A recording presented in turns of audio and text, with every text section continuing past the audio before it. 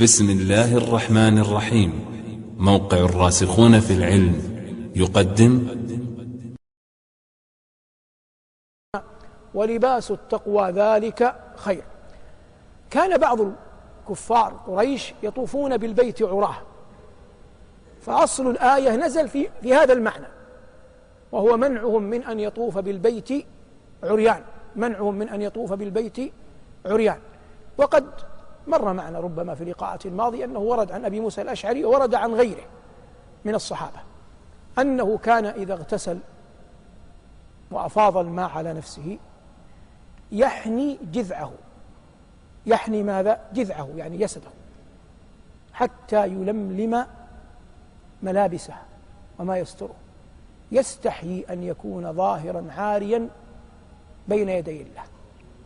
وهذا حياء خفي، لكن الإنسان بحسب ما يعلمه نفسه، فالعاقل يربي نفسه على الكمال، ولن تنال شيئا في الظاهر حتى تربي نفسك عليه. أين؟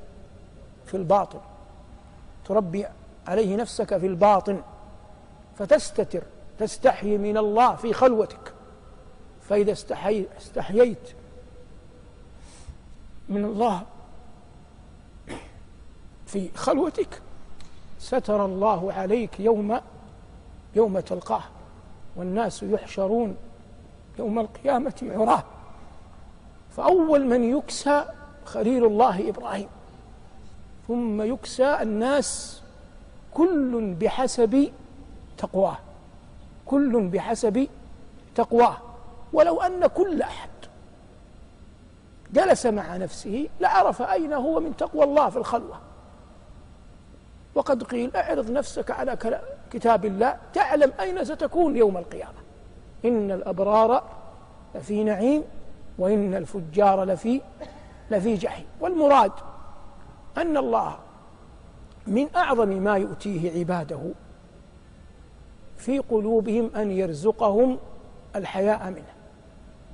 وليس معنى الحياء من الله في العورات فقط، إنما الحياء من الله له طرائق سنذكر بعضا منها.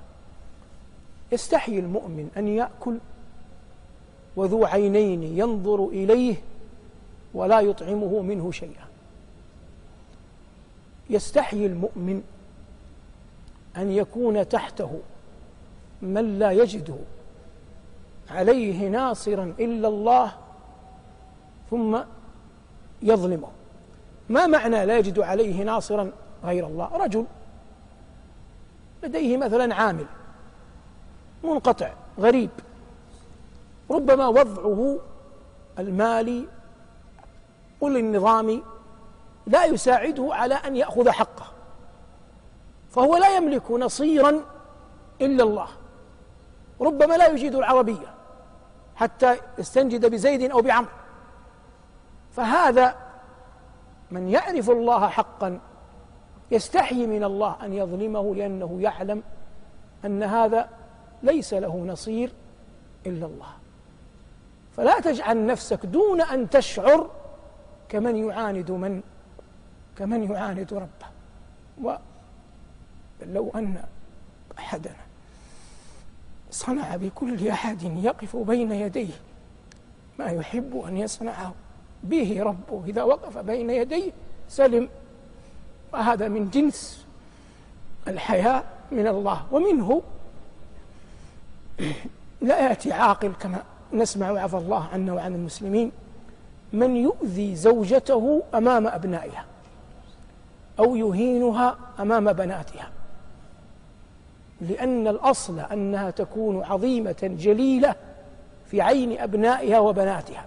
فليس من الحياء مع الله أن تهينها أمام أبنائها وبناتها لما آتاك الله من سلطان عليها، لكنك ولو قدر أن تؤدبها أدبها بمنأ عن أبنائها وبناتها.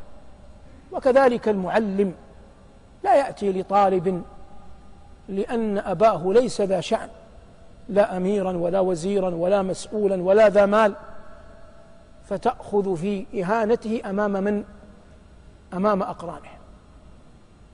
إذا أردت أن تعلمه، أن تؤدبه، فأدبه على خلوة لا على جلوة، حتى تكون حييا من الله.